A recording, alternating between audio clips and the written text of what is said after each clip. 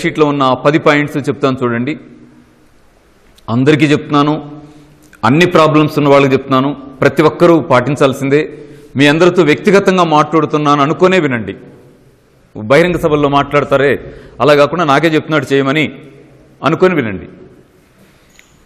ఉదయం లెగిసి మొహం కడగగానే 2 గ్లాసులు మంచినీళ్ళు తాగండి. గంట గ్యాప్ తీసుకొని మళ్ళీ 2 గ్లాసులు మంచినీళ్ళు తాగండి. వర్షాకాలం వచ్చే అవకాశం ఉంది కాబట్టి ముసురులు పెట్టిన సందర్భాల్లో ఈ గోరువెచ్చగా తాగండి. టిఫిన్ చేయడానికి ఒక హాఫ్ అన్ అవర్ ముందేమో జ్యూస్ తాగండి. అలాగే ఈవినింగ్ 4:30 కూడా ఒక జ్యూస్ తాగండి. టిఫిన్కి హాఫ్ అన్ అవర్ ముందు ఈవినింగ్ ఏ జ్యూస్ తాగుతారు, నేను ఒక 5-6 జ్యూసులు చెప్తాను. వాటిలో మీకు ఏ జ్యూస్ కావాలి అనేది లోపలికి వచ్చిన తర్వాత మాట్లాడదాం. జబ్బును బట్టి జ్యూస్ ఉండొచ్చు. 1 carrot beetroot juice. Carrot beetroot juice అనేది షుగర్ వాళ్ళు తప్ప మిగతా అందరూ తాగలిగేటువంటి జ్యూస్. అది యాంటీ ఆక్సిడెంట్స్ ఉంటాయి, విటమిన్స్, మినరల్స్, ఎంజైమ్స్ ఉంటాయి, డైటరీ ఫైబర్ ఉంటుంది, ఐరన్ కాంటెంట్ ఎక్కువ ఉంటుంది కదా, రక్తహీనత ఉంటే తాగమని చెప్తా ఉంటాం. కాబట్టి 4 క్యారెట్లు ఒక బీట్రూట్ తీసుకొని ప్రాసెస్ చేసి నీళ్లు పోసి దానిలో తేనె నిమ్మరసం కలిపి వడకట్టిన తర్వాత తేనె నిమ్మరసం వేసి తాగేసేయండి. 2వ జ్యూస్ పుదీనా, కొత్తిమీర, తులసాకుల జ్యూస్.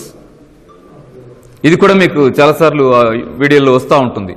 చాలా అద్భుతంగా లేడీస్ సమస్యల్లో లేదా దీర్ఘకాలిక సమస్యల్లో, షుగర్ లాంటి ప్రాబ్లమ్స్లో ఎంత అద్భుతంగానూ పనిచేస్తూ ఉంది. ఇది ఒక రకంగా ప్రకృతి ఇచ్చిన మందు. అది పుదీనా, కొత్తిమీర, తులసి. ఈ పుదీనా, కొత్తిమీర ఎక్కువ ఉండాలి, తులసాకు తక్కువ ఉండాలండి. ఈ 3 కలిపి సుమారు ఇంత ఉండేలాగా చూడండి. మిక్సీలో వేసి గ్లాస్ నీళ్లు పోసేయండి. పోసి జ్యూస్ చేసి వడకట్టి పిప్పి తీసేసి తేనె నిమ్మరసం యాడ్ చేసి తాగండి. చిక్కగా చేయొద్దు. ఆకు ఇంత ఉంటే గ్లాస్ నీళ్లు పోయాలి. అంటే ఆ టేస్ట్ ఇష్టం లేక మాకు అది ఇష్టం లేదండి, తాగబుద్ధి కావడం లేదండి అనే పొజిషన్ వస్తుంది కదా అలవాటు లేక. ఆ పరిస్థితి ఏమొద్దు, పలసగా చేయండి, కాస్త తేనె నిమ్మరసం యాడ్ చేయండి, టేస్ట్గా ఉంటుంది. నెక్స్ట్ తౌడు జ్యూస్.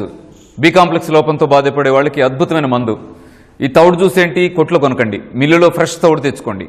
తెచ్చి ఆ తౌడిని 3 స్పూన్లు గ్లాస్ నీళ్ళలో వేసి నైట్ అక్కడ పెట్టేసి పడుకోండి. తెల్లారు లేసిన తర్వాత అదంతా వడకట్టి గట్టిగా పిండి తీసేసి ఆ నీళ్ళలో తేనె నిమ్మరసం యాడ్ చేసి తాగేసేయండి. ఓకేనా. నెక్స్ట్ మరొక జ్యూసు పాలకూర, కరివేపాకు జ్యూసు. ఈ పాలకూర, కరివేపాకు జ్యూస్ చేసేప్పుడు కాస్త జాగ్రత్తగా ఉండాలంటే ఉప్పు నీళ్ళలో కాసేపు ఉంచి కడిగి మాత్రమే ఆ పాలకూరని ప్రాసెస్ చేసుకోండి. ఏమో మంచిగానే ఉండొచ్చు, మంచిగా ఉండకపోవచ్చు, ఎందుకైనా మంచిది ప్రాసెస్ చేసి ఆ తర్వాతే జ్యూస్ చేసుకోండి. దీనిలో కూడా అంతే, వడకట్టి పిప్పి తీసేసిన తర్వాత తేనె నిమ్మరసం యాడ్ చేసి తాగేయండి. మరొకటి చాలా మంచి జ్యూస్ ములగాకు జ్యూస్. ఈ ములగాకు, కరివేపాకు యాడ్ చేయొచ్చు. ములగాకు జ్యూస్, ఆ ములగాకు కూడా అంత ఉండేలాగా చూసి నీళ్లు పోసి జ్యూస్ చేసి వడకట్టి తేనె నిమ్మరసం యాడ్ చేసుకొని దీన్ని కూడా తాగండి. వీటిలో మీరు ఏ జ్యూస్ తాగుతారు మీ ఇష్టం. లేదా ఏ జ్యూస్ తాగాలి మాట్లాడుకుందాం, నేను గైడ్ చేస్తాను. మీ డైట్ షీట్లో, మీకు ఇచ్చే డైట్ షీట్లో మార్నింగ్ జ్యూస్, ఈవినింగ్ జ్యూస్ దగ్గర ఖాళీ వదిలేసి ఉంటుంది. ఖాళీ వదిలేసిన దాంట్లో నేను రాస్తాను, సరేనా. ఇది నెక్స్ట్ టిఫిన్ ఏం చేయాలనేది వస్తుంది. ఇంట్లో ఏం చేస్తే తినండి. బయట హోటల్లో తినాలని ప్రయత్నం చేయకుండా, ఇంటికి కూడా హోటల్లో తెద్దామని ప్రయత్నం చేయకుండా శుభ్రంగా ఇంట్లో వాళ్ళు చేసిందన్న తినండి. వాళ్ళకి చేత కాకపోతే మీరన్నా ఇంట్లో చేయండి. అమ్మ చేసిన టిఫిన్ ఏం తిన్నా మనకు పెద్ద నష్టాలు రావడానికి అవకాశాలు ఏమీ లేవు. అయితే దాన్ని కూడా కాస్త శుభ్రంగా చేసేటువంటి పద్ధతి 2. ఒకటేమో నూనెలో వేసే చేసుకోవద్దు, ఇంట్లో చెయ్యరు. ఒకవేళ ఎప్పుడైనా పండగ తప్ప చేయరు, కానీ చేసే అలవాటు ఉంటే వాళ్ళు మానేయండి. ఏదైనా ఒకరోజు ఏం కాదు. మామూలుగా చేసేటువంటి వాటిలో ఒక ఇడ్లీ గురించి నేను యూట్యూబ్లో పెట్టున్నాను, అయినా మీకు మళ్ళీ గుర్తు చేస్తాను చూడండి. పొట్టుపప్పుతోటే ఇడ్లీ చేయండి, గుండ్లతో చేయొద్దు. అవి బాగా పురుగు మంది వేసి ఉంటాయి గుండ్లు, అంత విషయం ఇంకోటి లేదు. కాబట్టి మినపగుండ్ల జోలికి వెళ్ళొద్దు, మినపప్పుతో చేసుకోండి. ప్రాసెస్ చేసేటప్పుడు పప్పు పిసికి కడిగి పారబోయొద్దు. ఒక సగం పొట్టు వెళ్ళిపోయిందంటే మిగతా కొంచెం ఉంచండి, ఉంచి ప్రాసెస్ చేసుకొని చేయండి. అట్లాగే ఇడ్లీ రవ్వ అని కొనుక్కురావద్దు. షాప్కి వెళ్ళి ఇడ్లీ రవ్వ ఇవ్వవా అట్లా అడగొద్దు. ఇడ్లీ రవ్వ ఏంటి, అట్లా ఇడ్లీ రవ్వ అనే పేరుతో ఏ రవ్వ లేదు. ఉప్పుడు రవ్వ ఉంటుంది, జొన్న రవ్వ ఉంటుంది, సజ్జ రవ్వ ఉంటుంది, ఇంకోటి ఏదో రవ్వలు ఉంటాయి. కానీ ఇడ్లీ రవ్వ అని ఒకటి ఎందుకు ఉంటుంది? మీరు ఏ రవ్వ కలిపితే ఆ రవ్వే ఇడ్లీ రవ్వ. ఉదాహరణకి కాసిన కొర్రలు తీసుకొని మిక్సీలో వేసి ఇలా అన్నారనుకోండి, బరకగా మీకు రవ్వ తయారవుద్ది. అది కలిపి మీరు ప్రాసెస్ చేస్తే అది కొర్ర ఇడ్లీ, సజ్జ ఇడ్లీ, జొన్న ఇడ్లీ. తాతగారు చెప్తున్నారుగా, అరికెలు, వరిగెలు, ఊదలు, సామలు, అండుకొర్రలు, 9 రకాల మిల్లెట్స్ చెప్తున్నారే. ఆ 9 ఏది పోసి కాసేపు ఇట్లా అన్నా మీకు ఆ 9 పేర్లో ఏదో ఒక పేరుతో ఇడ్లీ రెడీ అయింది. అలా చేసుకోండి. నెక్స్ట్ చివరిలో ఇడ్లీ వేసే ముందు ఏం చేయాలి, 1-2 క్యారెట్లు తురిమి ఆ తురుము పిండిలో కలిపేసి ఇడ్లీ వేసేయండి. ఇప్పుడు ఫైబర్ పర్సెంటేజ్ కూడా బాగా యాడ్ అయింది. మంచి కలర్ఫుల్ ఇడ్లీ. రాగి పిండి కలిపితే రాగి రంగులో వచ్చేస్తుంది కదా, ఇలా colourful idli, valuable idli, tasty idli ఇలా చేయండి. ఈ ఒక్క ఫార్ములాని బేస్ చేసుకొని ఏ టిఫిన్ అయినా ఈ ఫార్ములాకు పెట్టేయండి. మీరు ఏదో పిండి కలుపుతున్నారు, ఈ పద్ధతిలోనే చేసేయండి.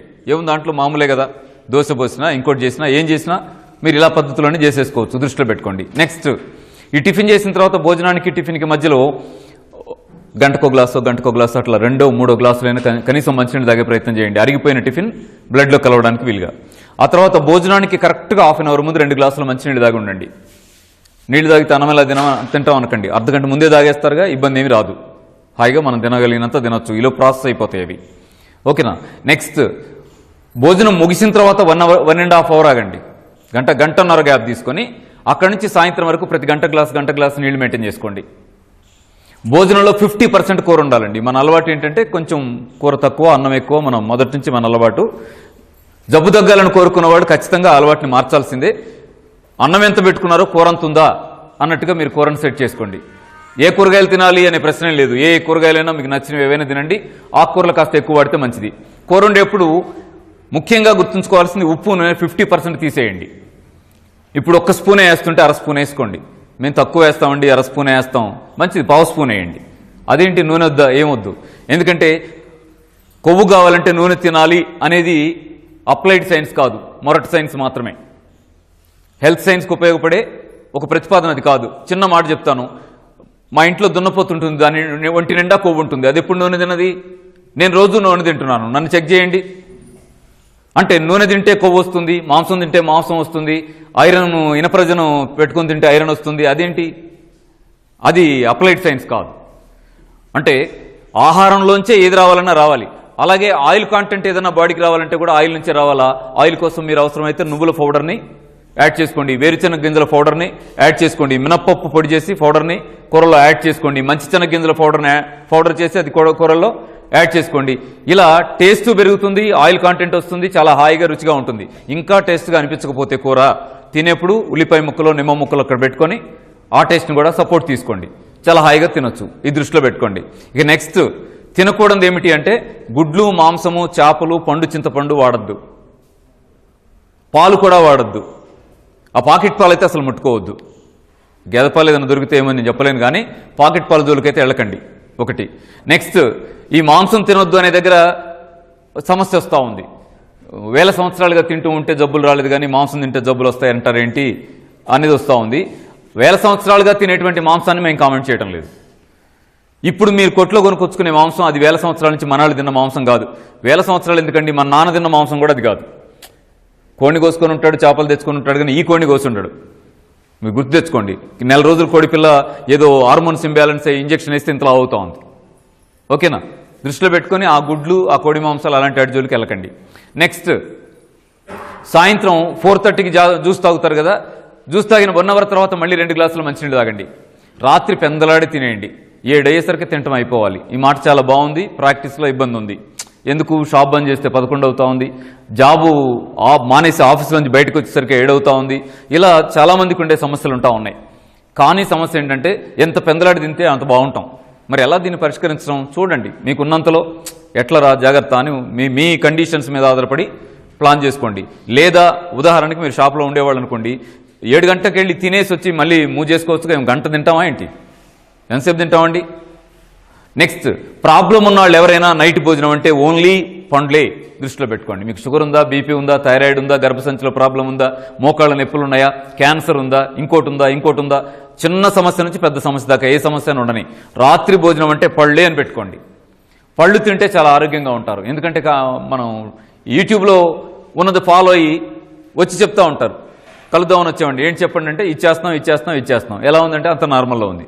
మరి నేనేం చెప్పానండి అంటే ఎంత సంతోషం అనిపిస్తుంది అంటే, వాళ్ళు ఇల్లే హాస్పిటల్ అవ్వాలి, వాళ్ళ ఆహారమే డాక్టర్ మందు అవ్వాలంటామే. అలా హాస్పిటల్, మందు, డాక్టర్ అంతా వాళ్లే అయ్యి బాగుపడిన తర్వాత చెప్పేద్దామని వచ్చి చెప్పెళ్తా ఉంటే ఎంత సంతోషంగా ఉంటా ఉందో. ఏంటి బేస్ అంటే ఫ్రూట్స్కి అంత వాల్యూ ఉంది. ఓకేనా. ఈ దృష్టిలో పెట్టు.